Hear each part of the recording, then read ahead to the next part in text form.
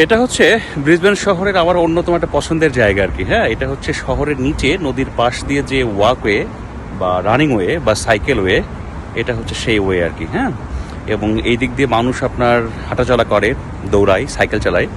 আমরা আজকে সাইকেল চালাতে আসছি। অ্যান্ড এটা খুবই সুন্দর একটা জায়গা আর কি। হ্যাঁ, এবং আপনি যখন ব্রিসবেনে আসবেন, এই জায়গাটা অর্থাৎ নদীর পাশের এই লেনটা, এটা কখনো মিস করবেন না। মানুষ এখানে আসে। হ্যাঁ, আমরাও সময় পেলেই আসি।